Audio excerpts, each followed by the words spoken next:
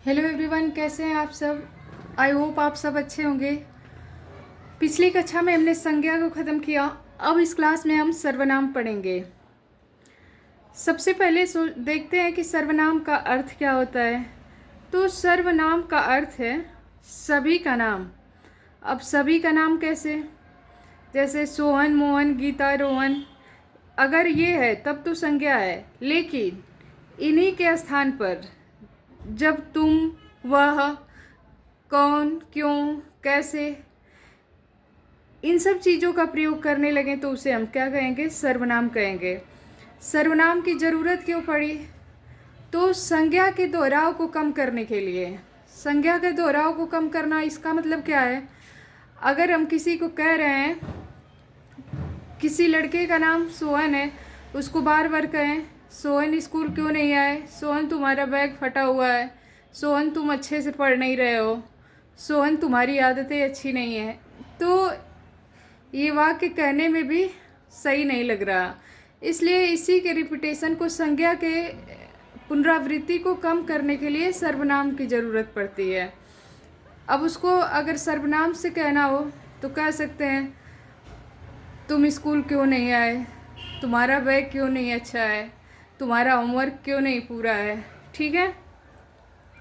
अब सर्वनाम के भेद कितने होते हैं, तो सर्वनाम 6 प्रकार का होता है। इसका हम ट्रिक याद कर लेंगे, अनाप शनाप, कभी भूलेगा नहीं। अ से निश्चयवाचक सर्वनाम, निश्चयवाचक सर्वनाम। प से पुरुषवाचक सर्वनाम। स से संबंधवाचक सर्वनाम। न से निजवाचक सर्वनाम। और प से प्रश्नवाचक सर्वनाम। विस्तार से जिनके प्रकार नीचे लिखे गए हैं, अनिश्चयवाचक, निश्चयवाचक, पुरुषवाचक, संबंधवाचक, निजवाचक तथा प्रश्नवाचक सर्वनाम। अब हम इसको एक एक सर्वनाम को विस्तार पूर्वक देखते हैं। अनिश्चयवाचक सर्वनाम किसे कहेंगे, तो जिन सर्वनामों से किसी वस्तु का निश्चित बोध नहीं हो पाता उन्हें अनिश्चयवाचक सर्वनाम कहते हैं, अर्थात फिक्स नहीं रहेगा। जैसे कोई, कुछ, तो कोई बुला रहा था, अब ये तो निश्चय है नहीं कि कौन बुला रहा था, कोई बुला रहा था। कुछ काम रहा होगा, काम भी फिक्स नहीं है कि कौन सा काम है, कुछ काम रहा होगा, तो ये कोई और कुछ कौन से सर्वनाम कहलाएंगे, अनिश्चयवाचक सर्वनाम। अब हम देखते हैं निश्चयवाचक सर्वनाम को, जिससे किसी निश्चित वस्तु का बोध हो। अगर अनिश्चित वस्तु का बोध हो रहा था तो अनिश्चयवाचक, अब निश्चित वस्तु का बोध हो तो उसे निश्चयवाचक सर्वनाम कहते हैं। जैसे यह, ये, वे, वह। अब उदाहरण देख लेते हैं इसका। यह कलम मेरी है, यह पुस्तक मेरी है, ये भूत है, वे कौन है, वह तुम्हारी गाय है। ये क्या है, निश्चयवाचक सर्वनाम है, क्योंकि उससे निश्चितता का बोध हो रहा है। अब पुरुषवाचक सर्वनाम किसे कहते हैं, जब हम अपने दोस्त से या जानने वाले से किसी तीसरे व्यक्ति की बात करते हैं। अगर हम, मैं है तो वो कौन सा पुरुष होगा, उत्तम पुरुष। तुम है तो मध्यम पुरुष, वह है तो अन्य पुरुष। सबसे बेस्ट किसको माना जाता है, खुद को। तो मैं कौन सा पुरुष, उत्तम पुरुष। और हम जिससे बात कर रहे हैं, तुम, वह मध्यम पुरुष। और किसी के बारे में बात कर रहे हैं तो वह कौन सा हो गया, अन्य पुरुष। तो हम, मैं, तुम, वह, ये किसके उदाहरण हैं, पुरुषवाचक सर्वनाम के। ठीक है। अब देखते हैं संबंधवाचक सर्वनाम।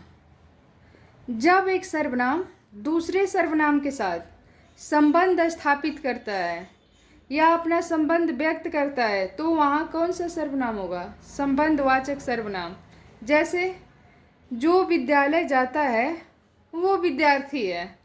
अब जो और वो एक दूसरे के साथ संबंध स्थापित कर रहे हैं ना, कि जो विद्यालय जा रहा है वही विद्यार्थी है, तो ये कौन से सर्वनाम हो गए, संबंधवाचक सर्वनाम। फिर दूसरा उदाहरण देख लेते हैं कि जैसी करनी वैसी भरनी।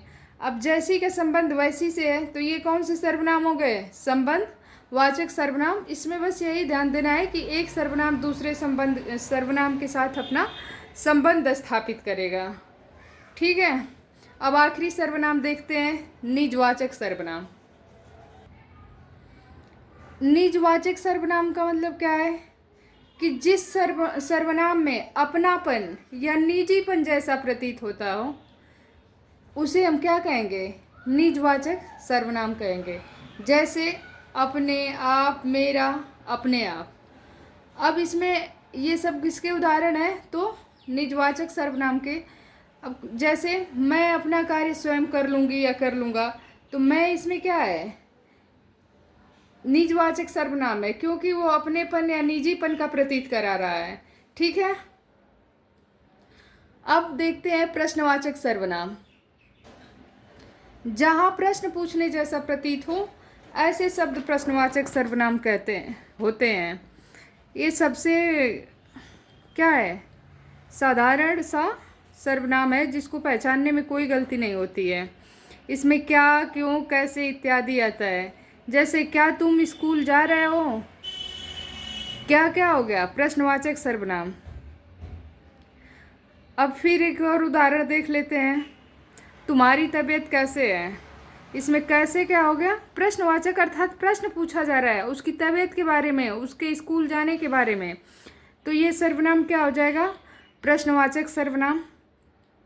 इस तरह से सर्वनाम को हमने पूर्णतः पढ़ा दिया। उम्मीद करती हूँ आपको हमारी वीडियो पसंद आ रही होगी। पसंद आ रही हो तो चैनल को लाइक, शेयर, सब्सक्राइब करना ना भूलें। जय हिंद, वंदे मातरम।